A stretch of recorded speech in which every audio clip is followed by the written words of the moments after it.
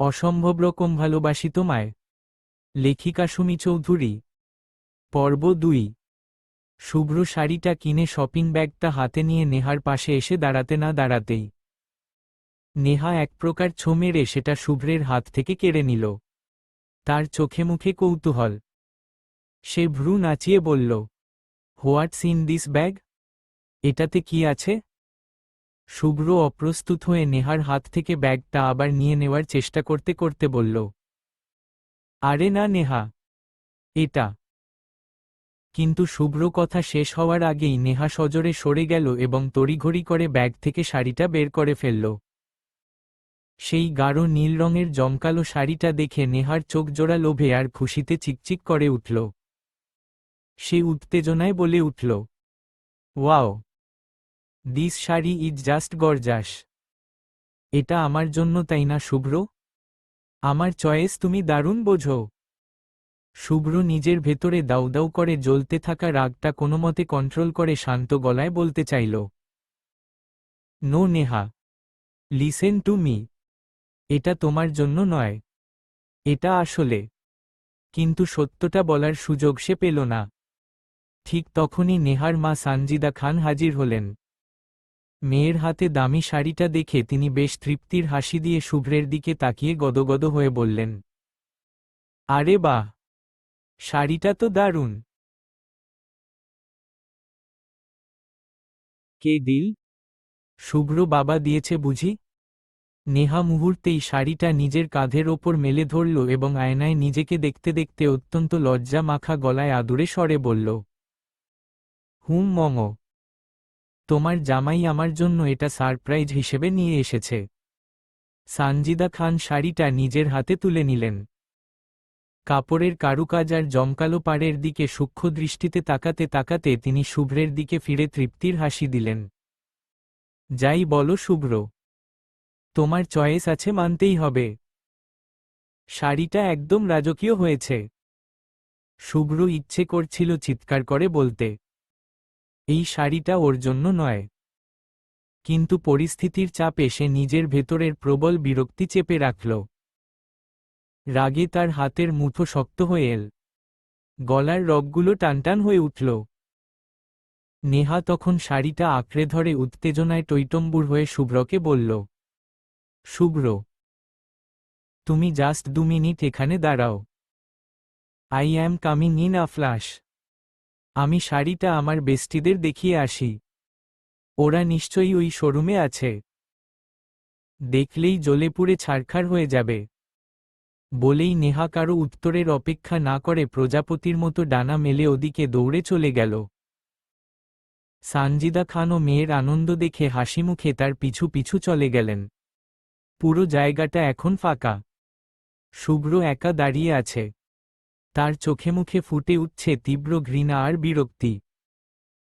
সে দাঁতে দাঁত চেপে খুব নিচু স্বরে বিড়বিড় করে বলল, লাইক মাদার, লাইক ডটার। যেমন মা তেমন তার মেয়ে। অসহ্য। শুভ্র রাগে ফুঁসতে ফুঁসতে আবার সেই শাড়ির শোরুমে ঢুকে পড়ল। তার চেহারার যা অবস্থা, মনে হচ্ছে সামনে যাকে পাবে তাকেই কাঁচা গিলে খাবে। সেই কর্মচারী শুভ্রকে ওভাবে ঝড়ের বেগে আসতে দেখে ভয়ে শুকিয়ে কাঠ হয়ে গেল।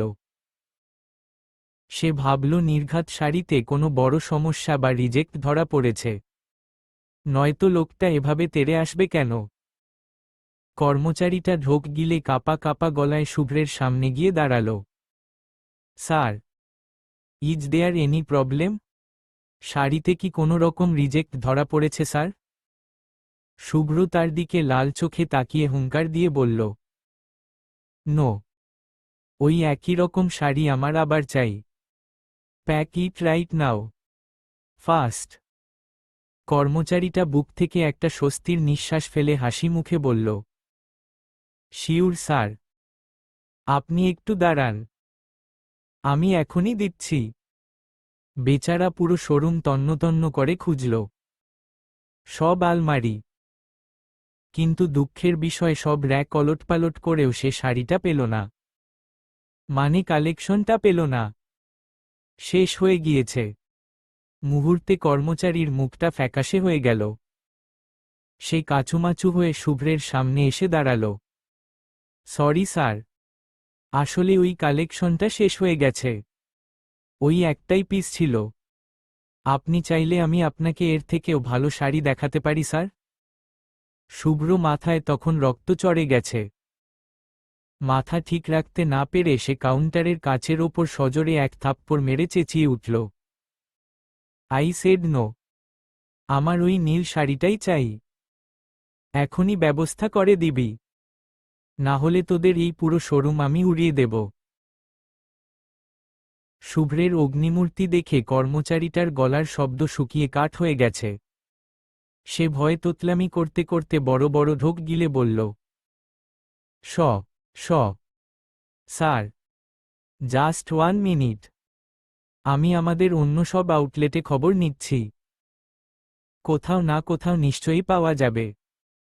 শুভ্র হাতের ঘড়ির দিকে একবার তাকিয়ে দাঁতে দাঁত চেপে বলল, ডু ইট ফাস্ট, আমার হাতে একদম সময় নেই। কর্মচারীটা হন্যে হয়ে এক এক জায়গায় ফোন দিতে শুরু করল।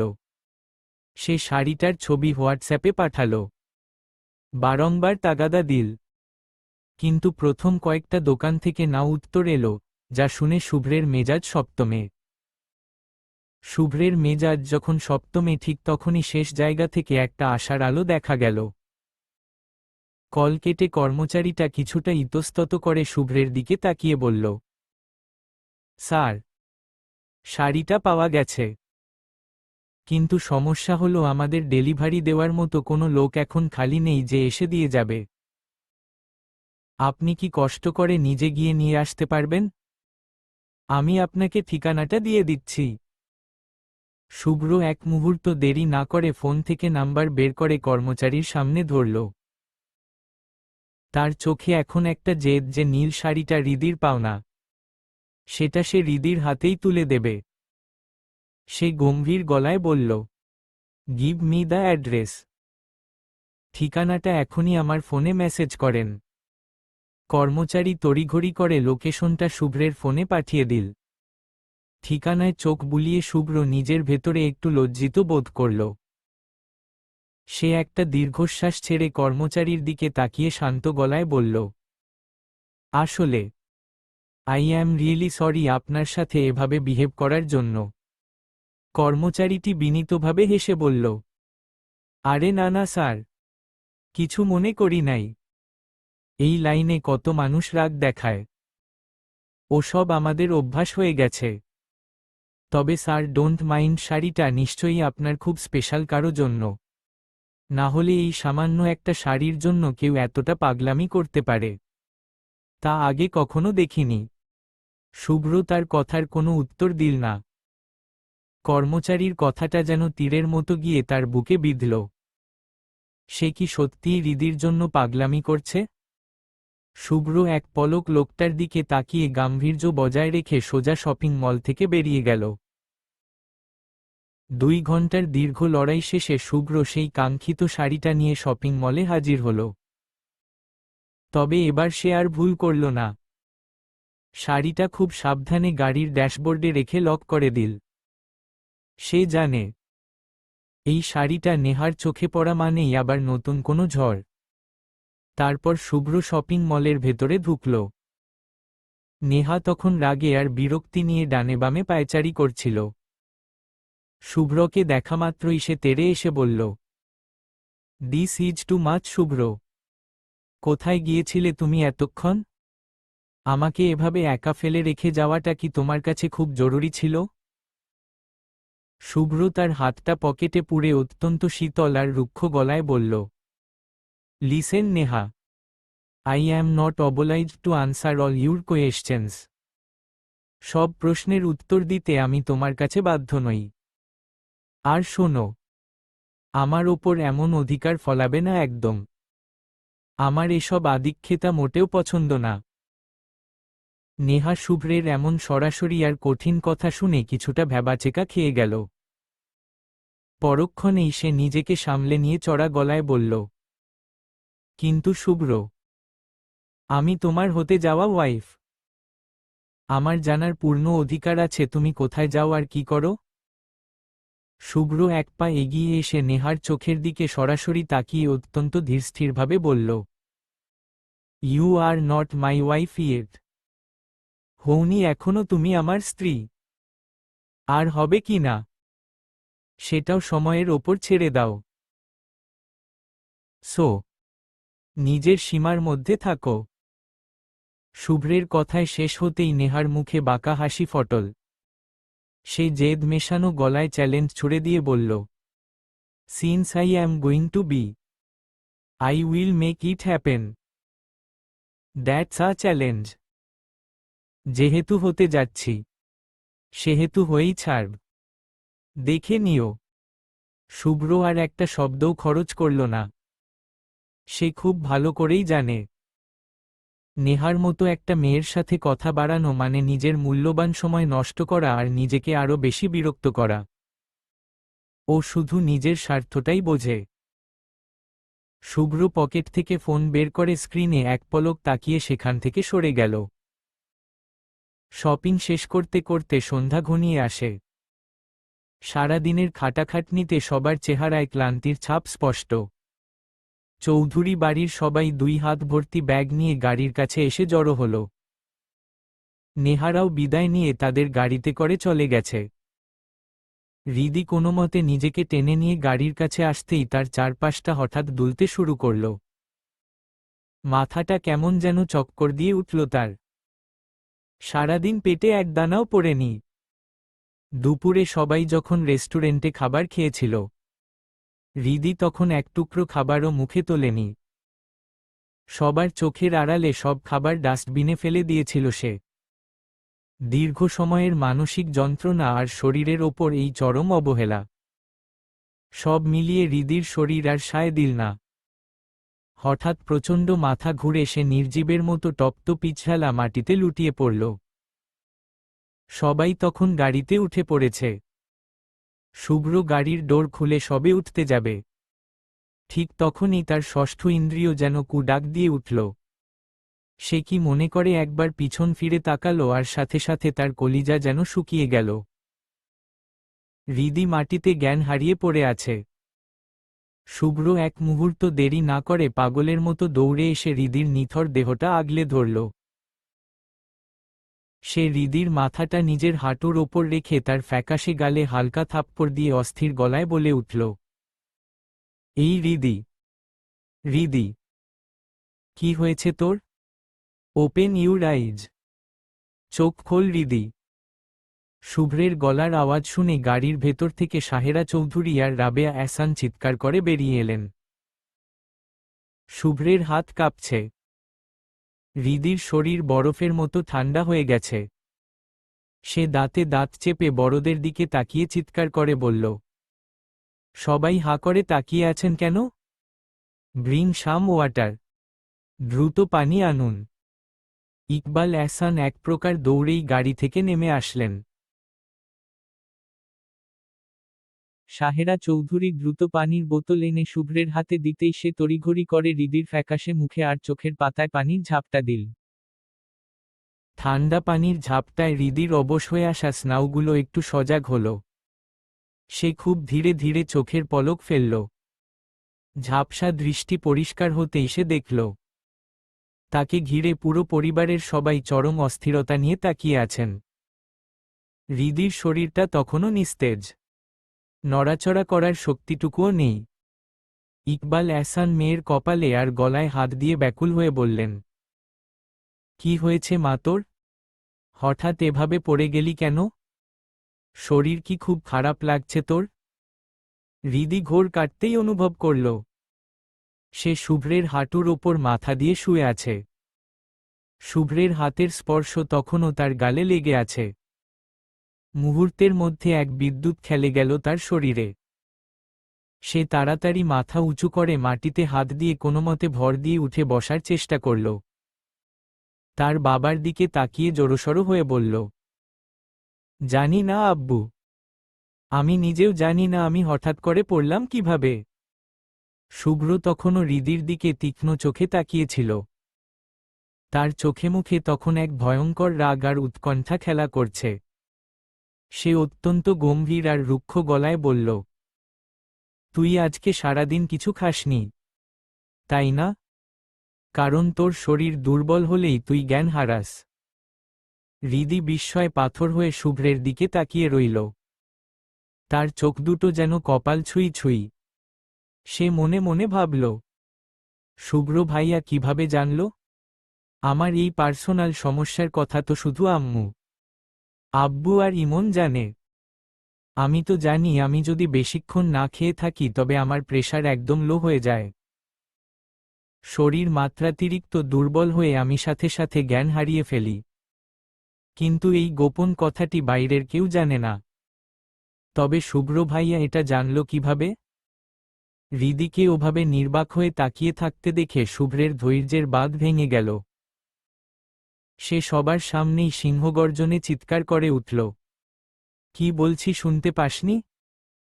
তুই জানিসই তুই না খেয়ে থাকলে তোর শরীরের প্রেশার লো হয়ে যায় আর তুই জ্ঞান হারাস, তাহলে জানা সত্ত্বেও এত কেয়ারলেস কেন তুই? সোহান চৌধুরী শুভ্রের কথা শুনে চরম বিস্ময় নিয়ে হৃদির দিকে তাকিয়ে বললেন, কি রে হৃদি, কিছু খাসনি মানে? শুভ্র এসব কি বলছে? তুই না দুপুরে আমাদের সাথেই খেতে বসলি? হৃদি মাটির ওপর বসে কাঁপছে।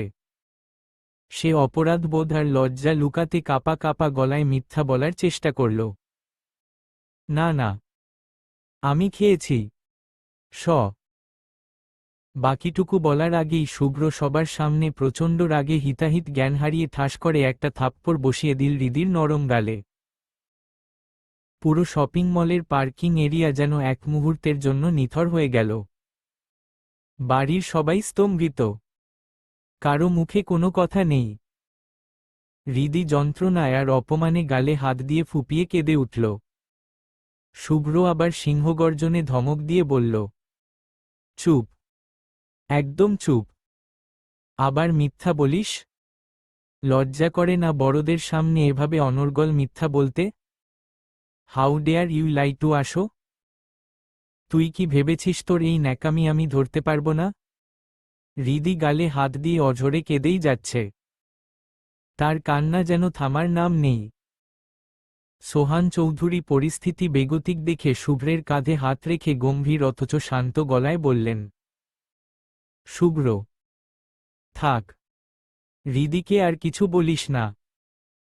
ছোট মানুষ ভুল করেছে, অনেক ঝামেলা হয়েছে, এখন রাত হয়ে যাচ্ছে, সবাই বাড়ি চল।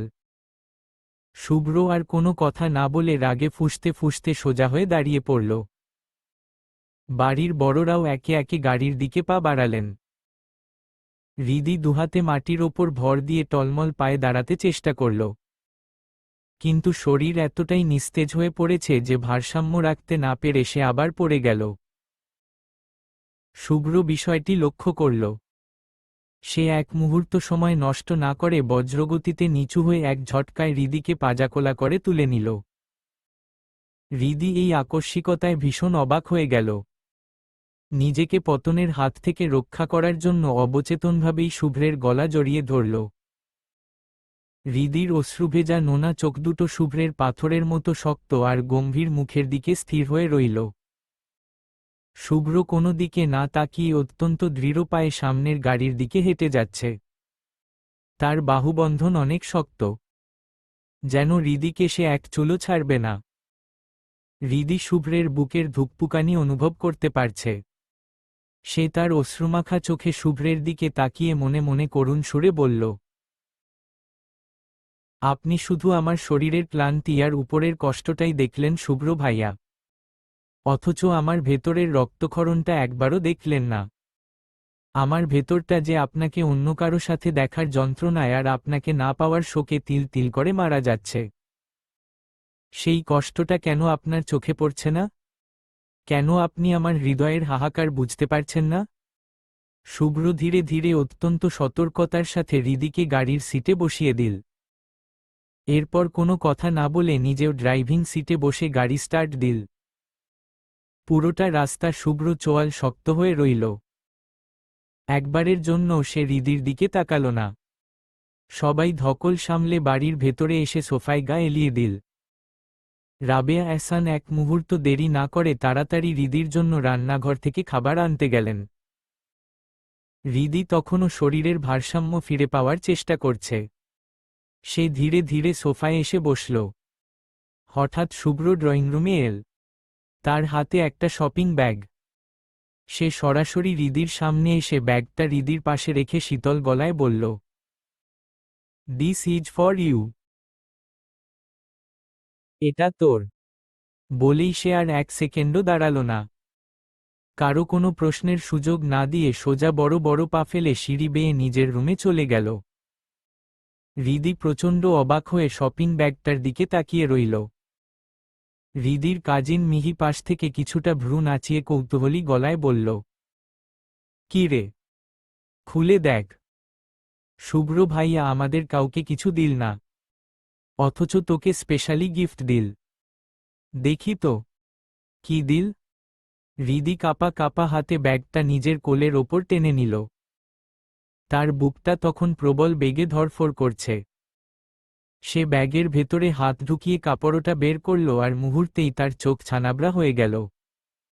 এটা তো সেই শাড়ি, সেই নিখুঁত নকশার রাজকীয় শাড়িটা, যেটা সকালে সে তৃষ্ণার্ত চোখে পছন্দ করেছিল। কিন্তু এই শাড়ি শুভ্র ভাইয়া কোথায় পেল? সে তো তখন নেহার সাথে ব্যস্ত ছিল।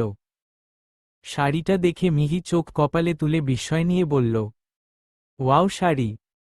বলেই মিহি এক প্রকার ছো মেরে হৃদির হাত থেকে শাড়িটা নিল। শাড়ির ওপরের নিখুঁত কারুকাজ আর রাজকীয় আভিজাত্য দেখে সবার পাগল হওয়ার মতো দশা।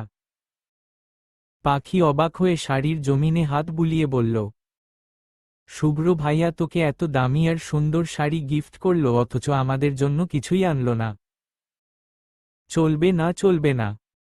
আমরা এখনই শুভ্র ভাইকে গিয়ে ধরব, এইটা কোন ধরনের বিচার। কিন্তু হৃদি তখন অন্য দুনিয়ায় হারিয়ে গেছে। এই শুভ্র মানুষটাকে সে কোনোভাবেই মেলাতে পারছে না। যে মানুষটা একটু আগে সবার সামনে তাকে চড় মারল, সেই মানুষটাই আবার এত যত্ন করে তার পছন্দের শাড়িটা কিনে আনল। শাড়িটি যে তার খুব পছন্দ হয়েছে এইটা শুভ্র কিভাবে জানল? আর সে না খেয়ে থাকলে, জ্ঞান হারিয়ে ফেলে এই অতি গোপন খবরটাই বা শুভ্র জানল কিভাবে? হৃদির মনে হচ্ছে শুভ্র মানুষটা যেন এক গভীর রহস্যের সমুদ্র, যেখানে ডুব দিলেও কোনো কূল পাওয়া যায় না। রাত 12টা। শুভ্রের চোখে ঘুম নেই। সে ব্যালকনিতে দাঁড়িয়ে আছে। তার স্থির দৃষ্টি দূরের নিকষ কালো আকাশের দিকে। হঠাৎ শুভ্র কি মনে করে পকেট থেকে ফোনটা বের করল। ফোনের গ্যালারি স্ক্রোল করে একটা ছবি বের করল সে। ছবিটা দেখা মাত্রই শুভ্রের পাথরের মতো শক্ত মুখে এক চিলতে মায়া মাখানো হাসি ফুটল। সে ছবিটির দিকে অপলক তাকিয়ে বিড়বিড় করে বলল, নীল আকাশের মতো তুমি সুন্দর। তোমার ওই ডাগর ডাগর চোখ কেড়ে নিয়েছে বহুকালে আমার এই মন। তোমার মুখে রয়েছে অদ্ভুত এক মায়া, যে মায়া দেখলে কেটে যায় আমার সকল ক্লান্তির ছায়া। কথাগুলো বলেই শুভ্র ফোনটা পকেটে রেখে ধীরলয়ে চোখ বন্ধ করল। চোখ বন্ধ করতেই মুহূর্তের মধ্যে ফোনের স্ক্রিনে থাকা ওই মায়াবী মুখটা তার চোখের সামনে জীবন্ত হয়ে ভেসে উঠল। শীতল বাতাসের ঝাপটায় শুভ্র যেন সেই গায়ের সুবাস অনুভব করতে পারল। সে গভীর এক আবেশে বিড়বিড় করে বলল, হৃদি নিচ থেকে রুমে এসে বিছানায় বসে পড়ল। তার দুই হাত তখনও সেই নীল শাড়িটাকে মরিয়া হয়ে আঁকড়ে ধরে আছে। যে শুভ্র ছোটবেলা থেকে তাকে শুধু কড়া শাসন আর তপ্ত ধমক ছাড়া কিছুই দেয়নি, আজ সেই মানুষটাই একদম হুট করে তার আজন্ম লালিত এক চিলতে শখ পূরণ করে দিল। শাড়িটার রেশমি জমিন হৃদির আঙুলের ছোঁয়ায় এক অদ্ভুত শীতলতা দিচ্ছে। কিন্তু হৃদির ভেতরটা আগ্নেয়গিরির লাভার মতো দাউ দাউ করে জ্বলছে। শাড়িটা পেয়ে হৃদির মনে এক বিন্দু আনন্দের হিল্লোল বয়ে গেল না।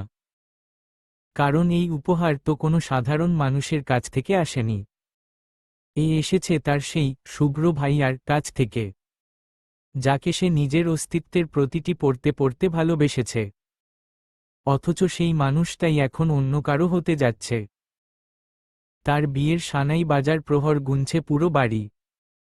যদি এই মুহূর্তটা আজকের না হয়ে কয়েক মাস আগে হতো, তবে হয়তো হৃদি খুশিতে আত্মহারা হয়ে পুরো রুম নাচিয়ে ফেলত। কিন্তু আজ এই উপহার যেন তার ক্ষতবিক্ষত হৃদয় লবণের ছিটা দেওয়ার মতো মনে হচ্ছে। হৃদি শাড়িটা নিজের বুকের সাথে শক্ত করে জড়িয়ে ধরল। তার দুচোখ বেয়ে নোনা জলের ধারা নেমে এসে শাড়ির নীল জমিনটাকে ভিজিয়ে দিচ্ছে। কান্নার বেগ সামলাতে না পেরে সে বিছানায় লুটিয়ে পড়ল। তার কণ্ঠস্বর অবরুদ্ধ। বুক চিরে আসা এক একটা দীর্ঘশ্বাস যেন রুমের বাতাসকে ভারী করে তুলছে। সে কাঁদতে কাঁদতে বিড়বিড় করে বলল, জানেন শুভ্র ভাই, আপনি এই শাড়িটা দিয়ে আমাকে এক ফোঁটাও খুশি করতে পারেননি। বরং আপনি আমাকে আরও ভয়ঙ্কর এক যন্ত্রণার গহ্বরে ফেলে দিলেন। কেন বারবার আমাকে এভাবে টেনে ধরেন? কেন আমাকে শান্তিতে মরতেও দেন না? হৃদির মনে হচ্ছে এই শাড়িটা কোনো বস্ত্র নয়, বরং এক টুকরো জীবন্ত বিষাদ। হৃদি খুব সাবধানে শাড়িটা বিছানার একপাশে রাখল। তার হাত দুটো এখনো থরথর করে কাঁপছে। সে ধীর পায়ে আলমারির কাছে গিয়ে নিজের ব্যাগ থেকে পুরনো, কিছুটা বিবর্ণ হয়ে আসা একটা ডায়েরি আর কলম বের করে আনল। এই ডায়েরিটা তো কেবল কাগজ আর কালির সমষ্টি নয়, এটা হৃদির জীবন খাতা। কবে প্রথম সেই কিশোরী মনে শুভ্র নামক ঝড়ের প্রবেশ ঘটেছিল? কবে শুভ্র প্রথম তাকে কড়া গলায় ধমক দিয়ে শাসিয়েছিল?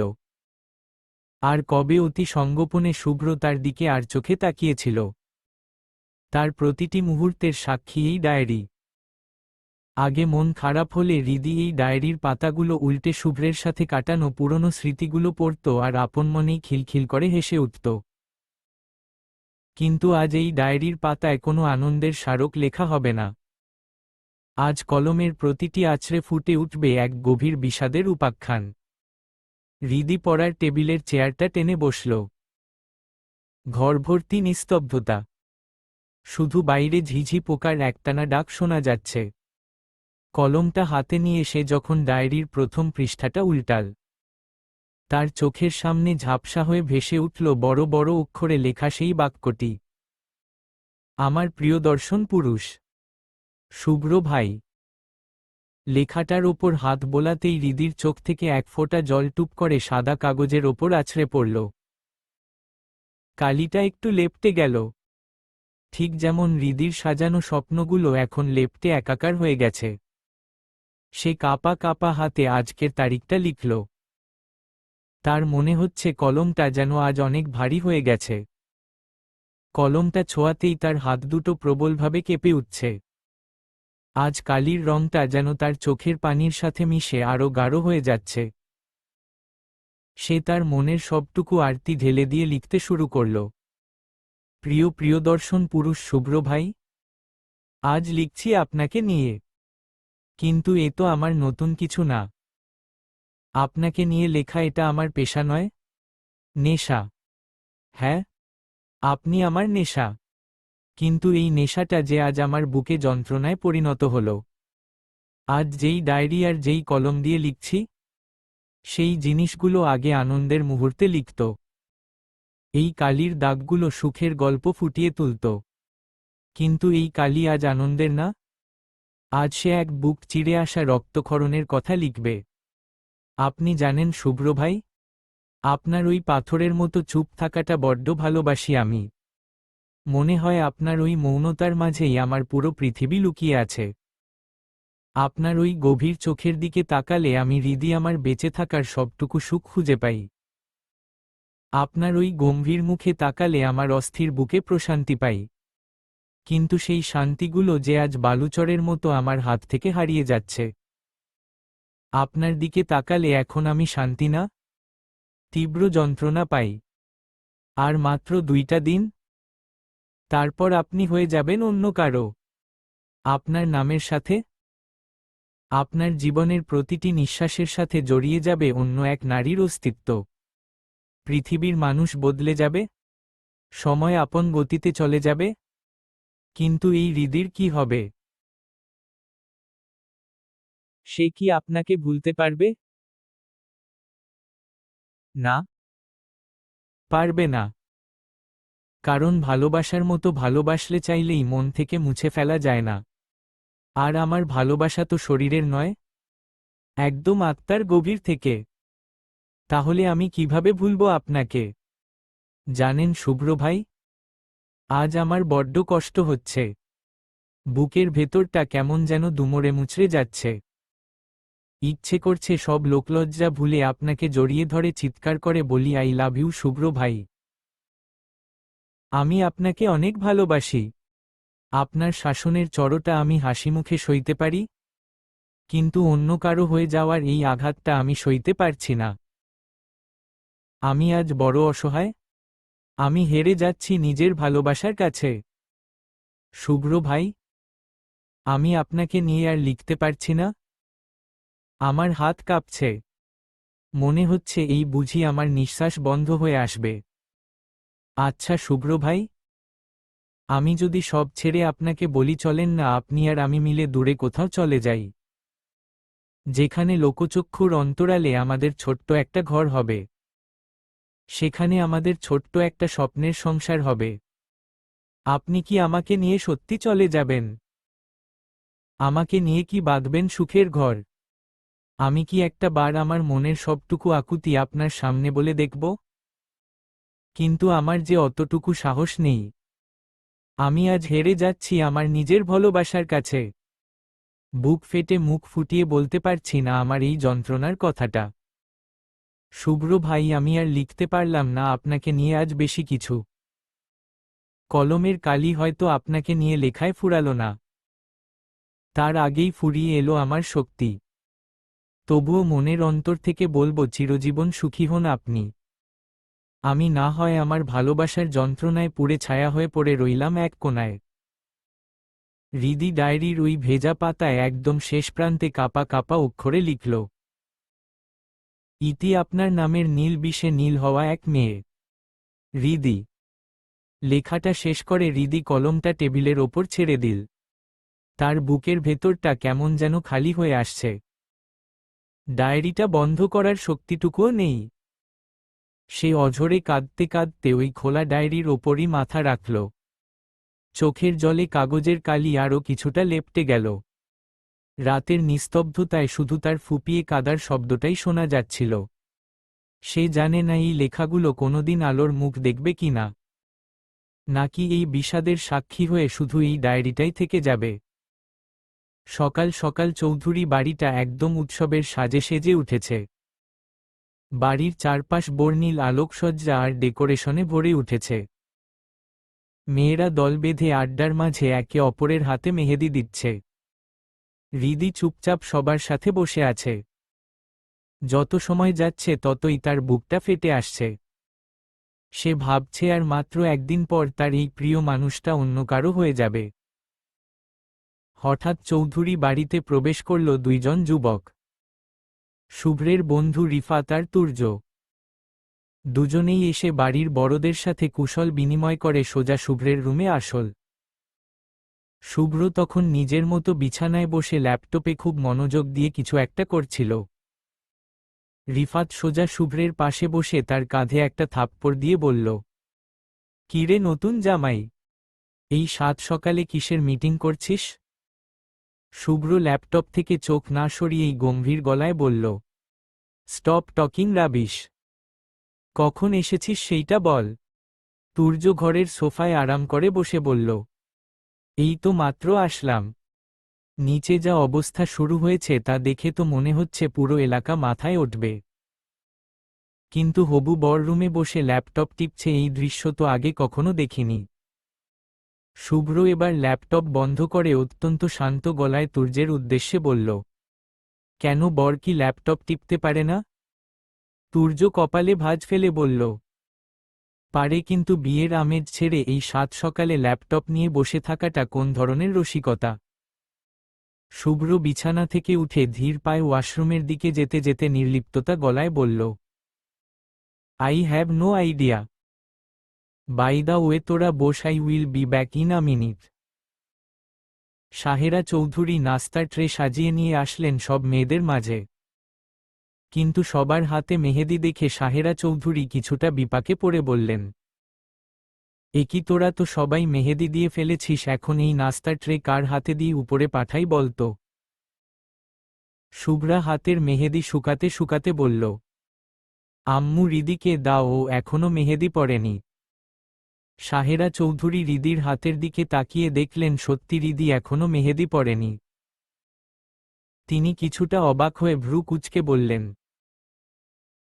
কিরে রিদি, তুই মেহেদি পড়িসনি কেন? সবাই তো হাসাহাসি করে পড়ছে। রিদি ম্লান হেসে নিচু গলায় বলল, এমনিই পড়িনি মামি, পড়ে কোনো এক সময় পড়ে নেব। আচ্ছা ঠিক আছে, তাহলে তুই এই নাস্তার ট্রেটা নিয়ে শুভ্রের রুমে দিয়ে আয়। বলেই সাহেরা চৌধুরী উত্তরের অপেক্ষা না করে রিদির হাতে ট্রেটা ধরিয়ে দিয়ে চলে গেলেন। রিদি নিজের ভেতরের সবটুকু সাহস সঞ্চয় করে উঠে দাঁড়াল। সে খুব ধীর পায়ে সিঁড়ি বেয়ে উপরে উঠে শুভ্রের রুমের সামনে এসে দাঁড়াল। বুকের ভেতরটা তার ধড়ফড় করছে। সে দরজায় মৃদু করাঘাত করে নিচু স্বরে বলল, ভাইয়া আসব? ভেতর থেকে রিফাত বেশ অমায়িক স্বরে বলল, আসো। শুভ্র রুমে নেই। রিদি খুব সন্তর্পণে নিজের অস্তিত্বকে যেন ছোট করে মাথা নিচু করে রুমে প্রবেশ করল। রিদিকে দেখামাত্রই রিফাতের দৃষ্টি যেন স্থির হয়ে আটকে গেল রিদির ওপর। রিদির সেই মায়াবী চেহারার বিষণ্ণতা রিফাতকে মুহূর্তেই মুগ্ধ করল। রিদি ধীর পায়ে এগিয়ে এসে বিছানার ওপর নাস্তার ট্রেটা সন্তর্পণে রাখল। তার হাত দুটি হালকা কাঁপছে। নিচু স্বরে সে বলল, মামি আপনাদের জন্য নাস্তা পাঠিয়েছেন। বলেই রিদি কোনোমতে নিজেকে সেখান থেকে সরিয়ে নিতে চাইল। কিন্তু সে পা বাড়াতেই রিফাত কিছুটা আগ্রহ নিয়ে বলে উঠল, এই মেয়ে দাঁড়াও, তুমি কি শুভ্রের কাজিন লাগো? রিদি দরজার দিকে এক পা বাড়িয়েও থমকে দাঁড়াল। ঠিক সেই মুহূর্তে ওয়াশরুমের দরজা খুলে শুভ্র বেরিয়ে এল। তার পরনে একটা কুচকুচে কালো শার্ট, চুলগুলো হালকা ভেজা, কিছুটা কপালে এসে লেপ্টে আছে। রিফাতকে রিদির দিকে তাকিয়ে থাকতে দেখে আর রিফাতের কথা শুনে শুভ্র বেশ বিরক্ত হল। সে হাতের তোয়ালেটা একপাশে ছুঁড়ে ফেলে অত্যন্ত কর্কশ আর ঠান্ডা গলায় রিফাতকে বলল, why are you so interested? That's none of your business Rifat. ওর পরিচয় জেনে তোর কি কাজ? রিফাত একটা বাঁকা হাসি দিয়ে শুভ্রের দিকে তাকিয়ে টিপ্পনি কাটল, পরিচয় জানতে হলে কি কোনো কারণ লাগে নাকি? আমি তো ভাবছি তোর এই সুন্দরী কাজিনটাকে পটানো যায় কিনা। তুরও রিদির ফ্যাকাশে হয়ে যাওয়া মুখটার দিকে এক পলক তাকিয়ে ফাজলামি করে বলল, তুমি কে গো সুন্দরী? আমার এই বন্ধুর অচল মনটা তো দেখছি তুমিই কেড়ে নিলে। কোথায় তোমার বাড়ি বলে দাও না সুন্দরী, কালই ঘটক নিয়ে হাজির হব তোমার বাড়ি। রিদি দরজার চৌকাঠের কাছে একদম কাঠের পুতুলের মতো স্থির হয়ে দাঁড়িয়ে রইল। তার মনে হচ্ছে পায়ের নিচের মাটিটা দুলছে। শুভ্র এবার আর নিজেকে সামলাতে পারল না। তার ফর্সা মুখটা রাগে একদম রক্তবর্ণ হয়ে গেল। সে সিংহগর্জনে ফেটে পড়ল, that is enough Rifat and Turjo. অনেক হয়েছে, এইটা তোদের ফাজলামি করার জায়গা না। শুভ্রের ওই রণমূর্তি দেখে রিফাত আর তুর্য দুজনেই একদম কুঁকড়ে গেল। তাদের মুখে আর কোনো রাগ আড়ল না। রিদি ভয়ে একদম কেঁপে উঠল। শুভ্র এবার রিদির দিকে তপ্ত চোখে তাকিয়ে অত্যন্ত কর্কশ গলায় চিৎকার করে বলল, আর তুই তুই এখানে দাঁড়িয়ে দাঁড়িয়ে কি দেখছিস? তামাশা দেখছিস? বের হ রুম থেকে। Get out of my room right now. শুভ্রের কর্কশ কণ্ঠস্বরের ধমকে ভয়ে রিদি একছুটে রুম থেকে বেরিয়ে গেল। রিদি বেরিয়ে যেতেই তুর্য শুভ্রের সেই অগ্নিশর্মা মুখের দিকে তাকিয়ে কিছুটা ভড়কে গেল। তবুও পরিবেশ হালকা করতে টিপ্পনি কেটে বলল, রিল্যাক্স শুভ্র, তুই যেভাবে ধমক দিলি মেয়েটাকে, ও তো ভয়ে একদম কুঁকড়ে গেছে। না মানে, আমাদের ধমক দিয়েছিস আমরা বড় মানুষ। হজম করে নিয়েছি, কিন্তু মেয়েটা তো পিচ্ছি। ওইটুকুনি মেয়ে তোর এই সিংহগর্জন কিভাবে সামলাবে? এখন গিয়ে দেখ, আন্টির আঁচল ধরে ফুপিয়ে ফুপিয়ে তোর নামে নির্ঘাত নালিশ দিচ্ছে। শুভ্র ভাই আমাকে ধমক দিয়েছে। শুভ্র আয়নার সামনে দাঁড়িয়ে ধীরস্থিরভাবে হাতের ঘড়িটা কবজিতে পড়তে পড়তে শান্ত অথচ তীক্ষ্ণ গলায় বলল, তোদের মতো থার্ড ক্লাস না ও। হৃদিকে আমি যতটুকু চিনি ও ভীষণ শান্তশিষ্ট একটা মেয়ে। আর ওকে কি আমি আজই প্রথম ধমক দিয়েছি নাকি? মেয়েটা যখন থেকে নাকে নোলক পড়া শুরু করেছে তখন থেকেই আমার ধমক খেয়ে বড় হচ্ছে। কোনোদিন কারো কাছে আমার নামে বিচার দেয়নি।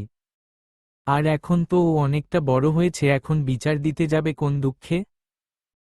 তোদের মতো গবর মার্কা বন্ধু যে কেন শুধু আমার কপালেই জুটল কে জানে।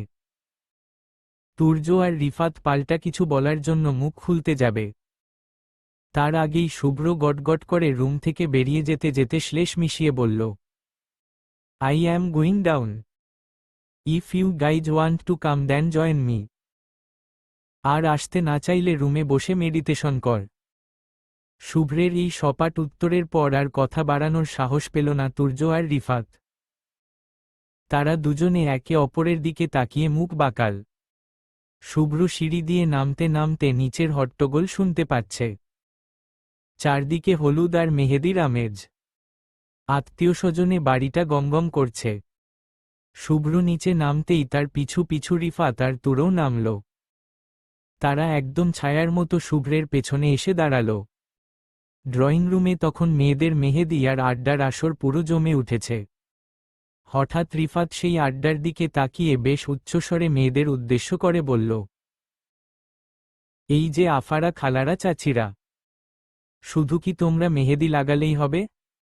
বরের হাতে মেহেদি কে দেবে?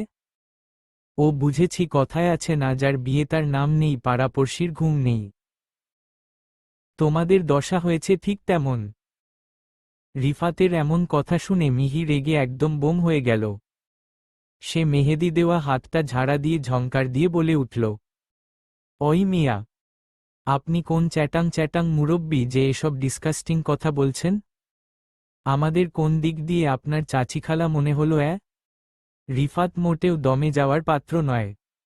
সে দাঁত বের করে একগাল হেসে বলল, আরে মেয়ে, রাগ করো কেন? না মানে তোমাদের কাউকে তো চিনি না, কে কার কি হয় তাও জানি না।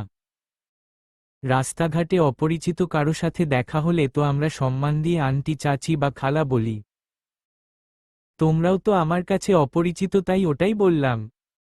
দুজনের কথা কাটাকাটি শুনে শুভ্র মেজাজ হারিয়ে দুজনেই ধমক দিয়ে বলল, স্টপ ইট।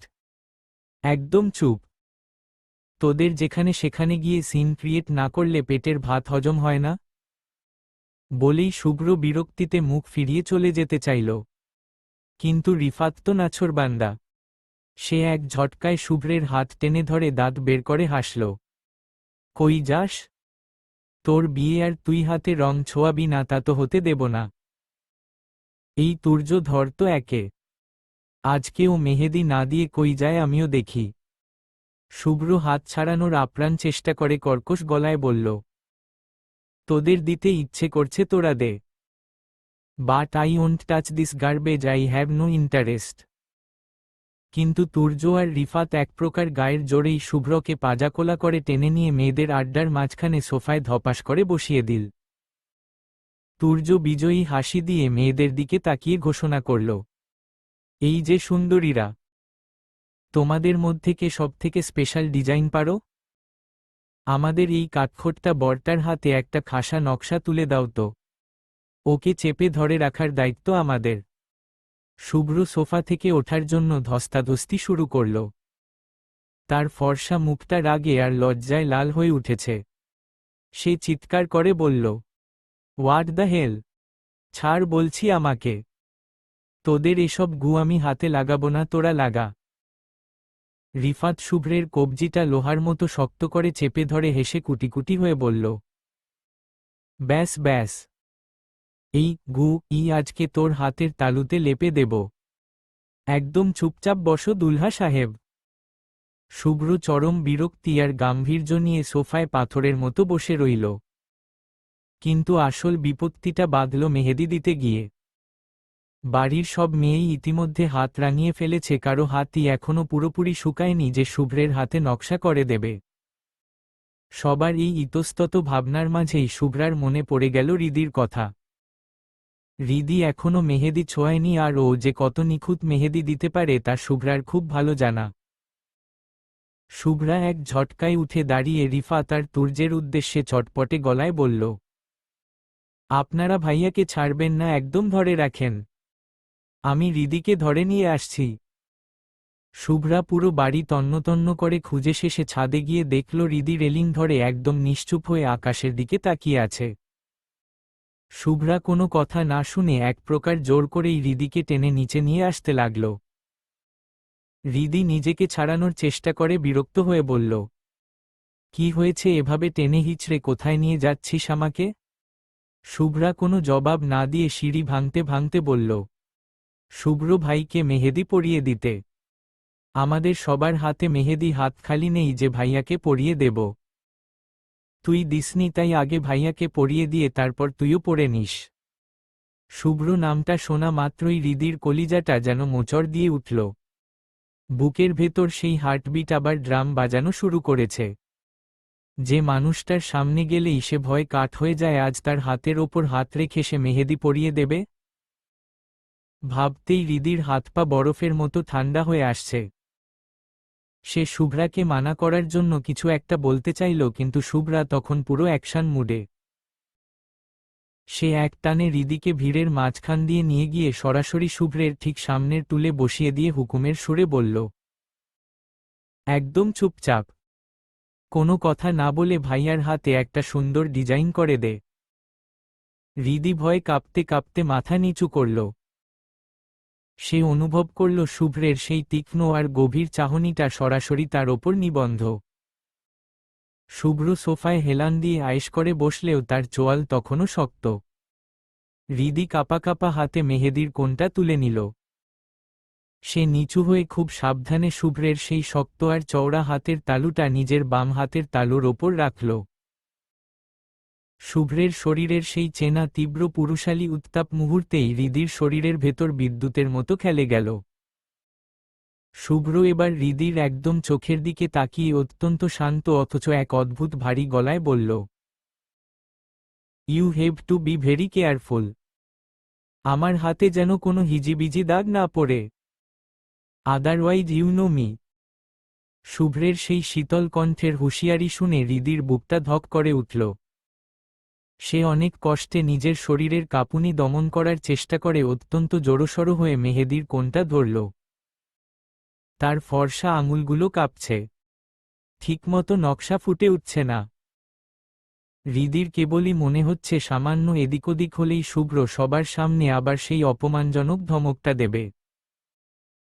এক বুক আতঙ্ক আর মনের গভীরের একরাশ চাপা কষ্ট নিয়ে সে কোনো দিকে না তাকিয়ে কেবল যান্ত্রিকভাবে নকশা করে চলল। ধীরে ধীরে মেহেদি দেওয়া শেষ হল। শুভ্র নিজের হাতের তালুর দিকে তাকিয়ে কিছুটা অবাকই হল। অগোছালো মনের কাজ হলেও নকশাটা বেশ শৈল্পিক আর নিখুঁত হয়েছে। শুভ্র প্রশংসাসূচক কিছু একটা বলে আসন ছেড়ে উঠতে যাবে, ঠিক তখনই শুভ্রা পেছনে থেকে বাজপাখির মতো শুভ্রের কাঁধ চেপে ধরে দুষ্টুমি করে বলল, কই যাও ভাইয়া? মেহেদি যেহেতু দিয়েই ফেলেছ তাহলে হবু ভাবির নামটাও লিখে রাখো। এটাই তো নিয়ম। শুভ্র হাতটা সরিয়ে নেওয়ার চেষ্টা করে কড়া গলায় বলল, ছাড় আমায়, ইটস টোটালি ইউজলেস। ওসব নাম টাম লেখার কোনো প্রয়োজন আমি দেখছি না। কিন্তু কে শোনে কার কথা? শুভ্রা নাছোড়বান্দার মতো শুভ্রের হাতটা টেনে ধরে আবার হৃদির সামনে পেতে ধরল। তারপর হৃদির দিকে তাকিয়ে হাতের তালুর একটা নির্দিষ্ট খালি জায়গা দেখিয়ে হুকুম দিল, এই হৃদি, এখানে একদম সুন্দর করে নেহা নামটা লিখে দিত। মুহূর্তের মধ্যে হৃদির পৃথিবীটা যেন থমকে গেল। তার মনে হলো বাতাসের অক্সিজেন ফুরিয়ে আসছে। যাকে সে শৈশব থেকে মনে মনে নিজের ধ্রুবতারা মেনে ভালোবেসে এসেছে, যার শাসন আর বারণকেই জীবনের সবকিছু ভেবেছে, আজ নিজের কাঁপা কাঁপা হাতে সেই পরম প্রিয় মানুষটার গায়ে অন্য কোনো নারীর নাম খোদাই করতে হবে। এই যন্ত্রণা কতটা তীব্র তা কেবল হৃদির দুমড়ে মুচড়ে যাওয়া মনটাই জানে। হৃদি আবারও শুভ্রের সেই তপ্ত হাতটা নিজের হাতের ওপর তুলে নিল। চোখের নোনা জল অনেক কষ্টে চোখের কোণেই আটকে রেখে দাঁতে দাঁত চেপে সে অতি কষ্টে যখনই এন অক্ষরটা লিখতে শুরু করল, ঠিক তখনই ঘটল কাণ্ড। তুর্য হঠাৎ এক বিশাল লাফ দিয়ে শুভ্রকে ঝাপটে ধরে আর্তনাদ করে উঠল। সেই আচমকা ধাক্কায় শুভ্রের পুরো হাতটা হৃদির হাতের ওপর গিয়ে আছড়ে পড়ল। মুহূর্তের মধ্যে হাতের তালুর সব মেহেদি লেপ্টে একাকার হয়ে গেল। শুভ্রের অসম্পূর্ণ নাম আর হৃদির হাতের তালু দুটোই এখন কালচে রঙে মাখামাখি। হৃদি ধরফরিয়ে পিছিয়ে দাঁড়াল। শুভ্র নিজের নষ্ট হয়ে যাওয়া হাতের দিকে তাকিয়ে অগ্নিদৃষ্টিতে তুর্যের দিকে তাকিয়ে গর্জে উঠল। What the hell did you just do? এইটা কি করলি তুই? তুর্য নিজের পাজায় হাত বুলিয়ে ব্যথায় কুকড়ে গিয়ে বলল, I am really sorry man. আমি বুঝতে পারছি না কি হলো, আমার মনে হলো কেউ আমার পাজায় একদম জ্যান্ত কোনো চিমটি কেটেছে, আর আমি সেই যন্ত্রণায় নিজেকে সামলাতে না পেরে তোকে ধাক্কা দিয়ে ফেলেছি। রিফাত একদম আকাশ থেকে পড়ার ভান করে কপালে ভাঁজ ফেলে বেশ অবাক হয়ে বলল, চিমটি? তোকে আবার এই ভিড়ের মধ্যে কে চিমটি কাটল? সবাই তো যে যার মতো ব্যস্ত।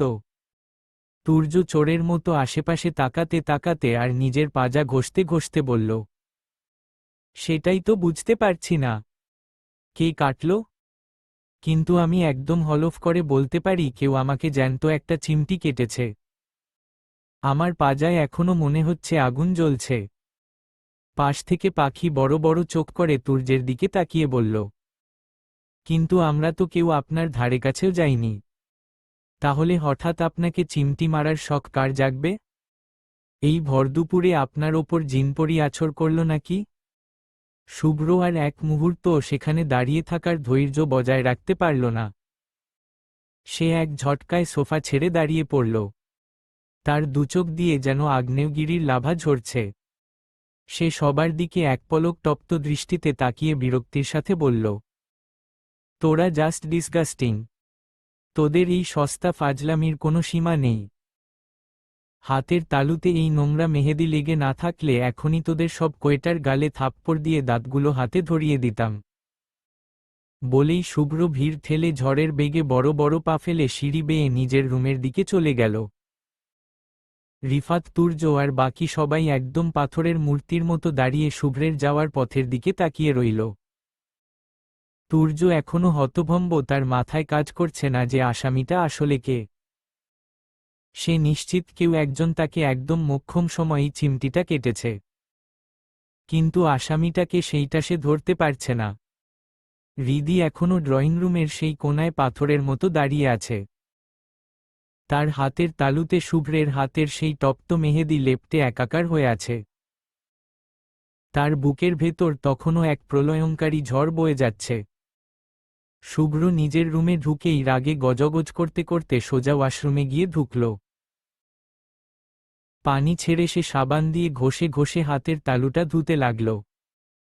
কিন্তু মেহেদির গাঢ় রং ততক্ষণে চামড়ার গভীরে জেদ ধরে বসেছে।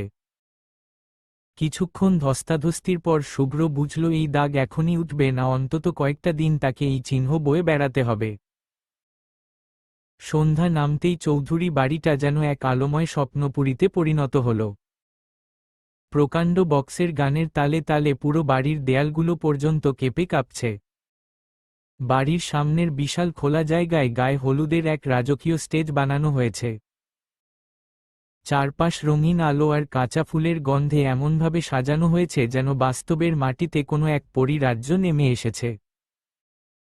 শুভ্রা থেকে শুরু করে বাড়ির সব মেয়েরা আজ হলুদ সবুজ কম্বিনেশনের সিল্কের শাড়ি পরেছে। প্রত্যেকের গলায় আর কানে হাতে বানানো গাঁদা ফুল আর কাঁচা হলুদের গয়না। পার্লার থেকে আসা রূপটান শিল্পীরা তাদের ঘষে মেজে এক একজন অপার্থিব সুন্দরী বানিয়ে দিয়েছে। পুরো বাড়িতে হাসির রোল, আনন্দের হিল্লোল। কিন্তু এই মহোৎসবের মাঝেও একজন নিজেকে একদম আড়ালে করে রেখেছে। সে হৃদি। সবাই রঙের উৎসবে মেতেছে। হৃদি তার ঘর অন্ধকার করে জানলার পাশে দাঁড়িয়ে আছে। সে সাজেনি। গায়ের হলুদের ওই উজ্জ্বল হলুদ রংটা পরার সাহস তার হয়নি। সে শরীর জড়িয়েছে এক গাঢ় নেভি ব্লু রঙের সাধারণ গাউনে। চুলে কোনো ফুলের মালা নেই। মুখে নেই কোনো প্রসাধনীর ছোঁয়া। নিজেকে যতটুকু সম্ভব সাদাসিধাভাবে গুছিয়ে নিয়েছে সে। সাজবে কি করে? হৃদিই তো এই বাড়ির সেই অভাগী মেয়ে, যে ছোটবেলা থেকে তিল তিল করে যাকে ভালোবেসে নিজের অস্তিত্বে গেঁথেছে। আজ তারই বিয়ের দাওয়াত খেতে হচ্ছে তাকে। কাল সকালে এই একই মানুষের পাশে সে অন্য এক নারীকে আসীন দেখবে। অন্য কারো হাতের ওপর হাত রেখে শুভ্র কবুল বলবে। খোদা! এই দৃশ্য কল্পনা করাটাও যে কতটা যন্ত্রণার। তার হৃদির বুকের ভেতর ধকধক করতে থাকা কলিজাটা প্রতি মুহূর্তে জানান দিচ্ছে। শুভ্রা হৃদিকে কোথাও না পেয়ে হন্তদন্ত হয়ে তার রুমের সামনে এসে দাঁড়াল। দরজার ফাঁক দিয়ে তাকিয়ে দেখল ভেতরটা একদম ঘুটঘুট অন্ধকার। উৎসবের বাড়ির এত আলো যেন এই একটি দরজা এসেই থমকে গেছে। শুভ্রা অবাক হয়ে তড়িঘড়ি করে রুমে এসে রুমের লাইট অন করে দিল। হঠাৎ আলোর ঝলকানিতে হৃদি চোখ দুটো ছোট করে ফেলল। সামনে শুভ্রাকে দেখে সে বেশ চমকে উঠল। শুভ্রা হৃদির এই হতশ্রী দশা দেখে কোমরে হাত দিয়ে শাসন করার ভঙ্গিতে বলল, তুই এখনো এভাবে মূর্তি হয়ে দাঁড়িয়ে আছিস? নিচে সব শুরু হয়ে গেছে। তুই কি রেডি হবি না? হৃদি নিজের ভেতরের হাহাকারটুকু আড়াল করতে একটা ম্লান হাসি ঠোঁটে ঝুলিয়ে শুভ্রাকে ভালো করে দেখল।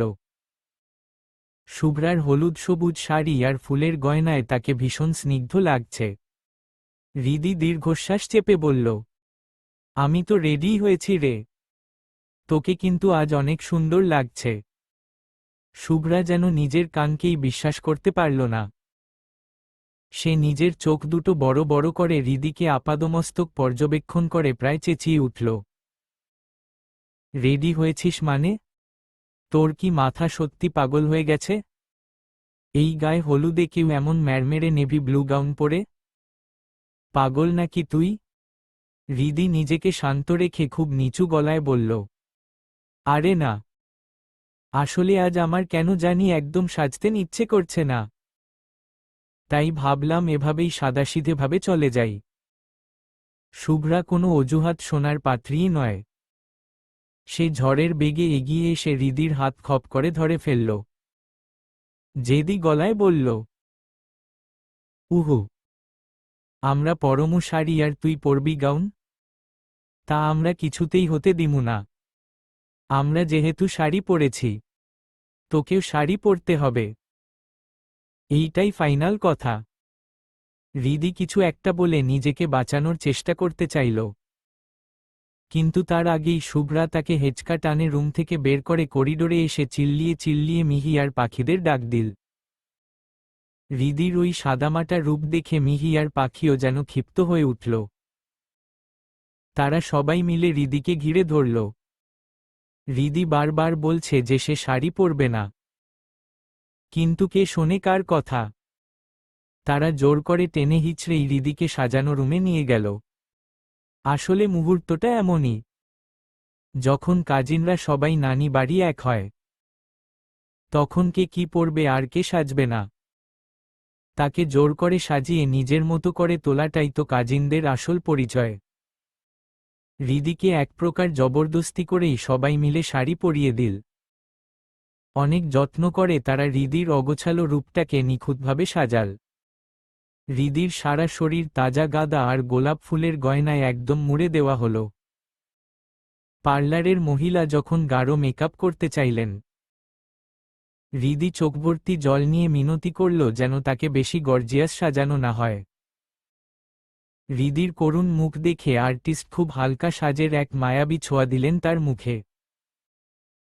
চুলগুলো ব্রাশ করে আলগাভাবে ফুলিয়ে তুলে গাঁদা আর গোলাপ ফুলের মাঝখানে 3 পরতের একটা টিকলি বসিয়ে দিলেন। সবটুকু সাজ শেষ হওয়ার পর যখন হৃদি সবার সামনে দাঁড়াল, সেখানে উপস্থিত প্রতিটি মানুষ জাস্ট হয়ে গেল। সাদা ধবধবে ফর্সা শরীরে সবুজ পাড়ের গাঢ় হলুদ শাড়ি, তাতে লাল তাজা গোলাপ আর গাঁদা ফুলের মালায় হৃদিকে যেন স্বর্গের কোনো এক চ্যুত অপ্সরা মনে হচ্ছে। তার মায়াবী চোখের বিষণ্ণতা সেই রূপকে যেন আরও অপার্থিব করে তুলেছে।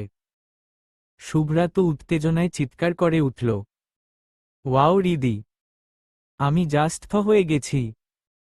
আজ তোর ওপর থেকে আমি চোখ ফেরাতে পারছি না রে।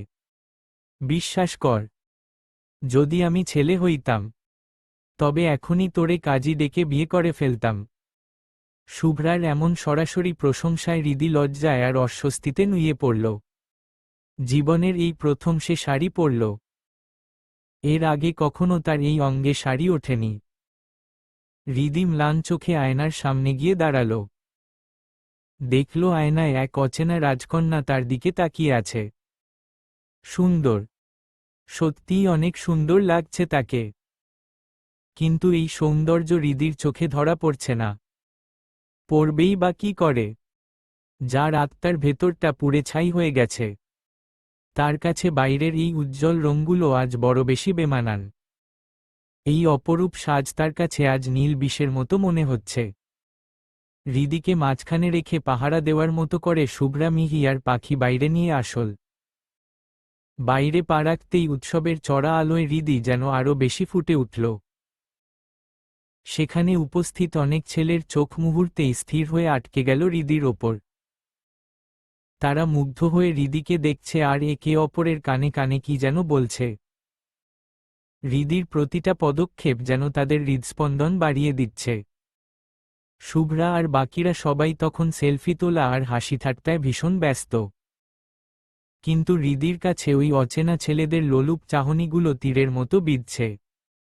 সে ভীষণ অস্বস্তি আর বিরক্তি অনুভব করতে লাগল। এক মুহূর্ত সেখানে থাকা তার কাছে অসহ্য হয়ে উঠল। সে কোনো কথা না বলে তাড়াতাড়ি বড় বড় পা ফেলে ভিড় ঠেলে বাড়ির ভেতরে ঢুকে পড়ল। হৃদিকে দেখে সাহেরা চৌধুরী মুগ্ধ চোখে চেয়ে রইলেন। তার চোখে মুখে একরাশ মমতা ঝরে পড়ল। তিনি আলতো করে হৃদির চিবুক ছুঁয়ে বললেন, বাহ, আমার হৃদি মা, কে তো আজ বড্ড সুন্দর লাগছে। একদম পরীর মতো লাগছে রে। হৃদি ম্লান মুখে এক চিলতে হাসি ফুটিয়ে তুলল। ঠিক তখনই সোহান চৌধুরী বেশ তাগাদা দিয়ে ড্রয়িং রুমে ঢুকলেন। তার চোখে মুখে কিছুটা অস্থিরতা। তিনি ঘড়ির দিকে তাকিয়ে সাহেরা চৌধুরীকে বললেন, কি গো সাহেরা, শুভ্র কই?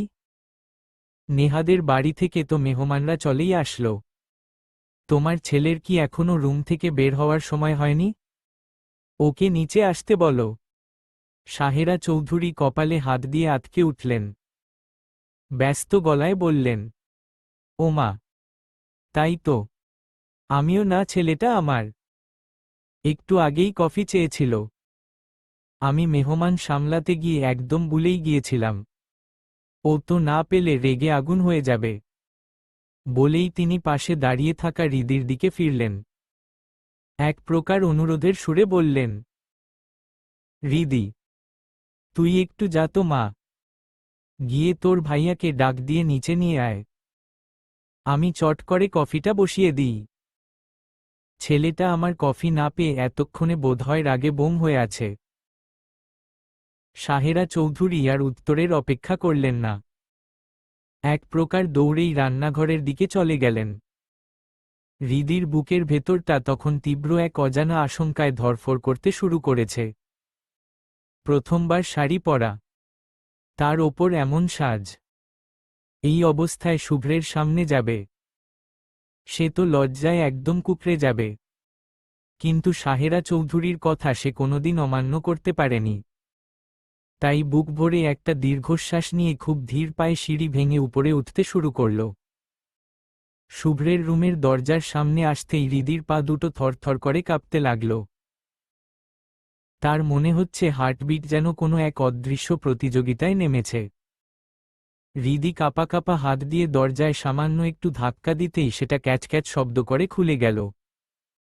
দরজাটা আটকানো ছিল না, শুধু ভিড়ানো ছিল। হৃদি অতি সন্তর্পণে চোরের মতো পা ফেলে রুমে প্রবেশ করল।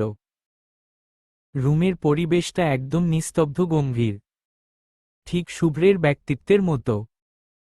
কিন্তু শুভ্রকে কোথাও দেখা যাচ্ছে না। হৃদি সারা ঘরে চোখ বুলাল, কোথাও কেউ নেই। হঠাৎ হৃদি ভাবল শুভ্র হয়তো ব্যালকনিতে দাঁড়িয়ে আছে। সে পা বাড়াতে যাবে, ঠিক তখনই বিছানার এক কোণায় পড়ে থাকা শুভ্রের ফোনটা গান গেয়ে উঠল। সেই নিস্তব্ধ ঘরে ফোনের রিংটোনটা যেন বোমার মতো ফাটল। হৃদির কলিজাটা একবার ধক করে উঠল। সে হকচকিয়ে ফোনের দিকে তাকাল। ডিসপ্লেতে কারো নাম ভাসছে আর ফোনের রিংটোনে ইমরানের সেই মায়াবী গানটা বাজছে। তোকে প্রাণের চেয়ে বড় বেশি ভালোবাসি। হৃদি ফোনের স্ক্রিনের দিকে তাকিয়ে যেন এক জীবন্ত পাথরে পরিণত হল। শুভ্রের মতো একজন কাঠখোট্টা গম্ভীর মানুষের ফোনে এমন রোমান্টিক রিংটোন।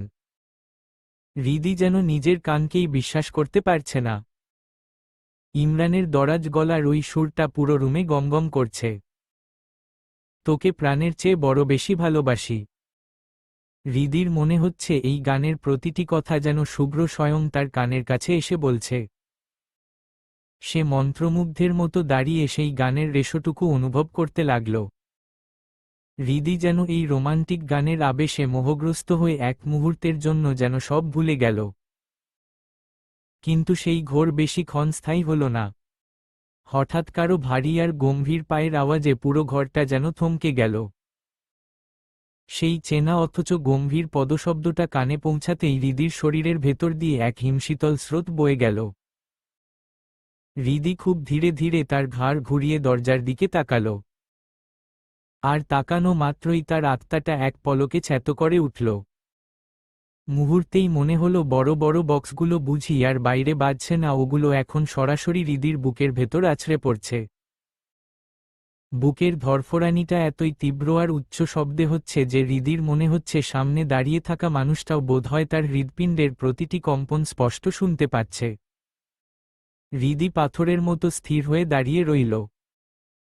তার চোখের মনি কাঁপছে, ঠোঁট দুটো ভয় আর বিস্ময় সামান্য ফাঁক হয়ে গেছে। সামনে দাঁড়িয়ে থাকা ওই মানুষটার তীক্ষ্ণ চোখের দৃষ্টি যেন হৃদির অস্তিত্বকে ভেদ করে চলে যাচ্ছে। এই মানুষটি সামনে আসলেই যেন তার আগমনে হৃদির সারা পৃথিবীটা ওলটপালট হয়ে যায়। চলবে ইনশাআল্লাহ।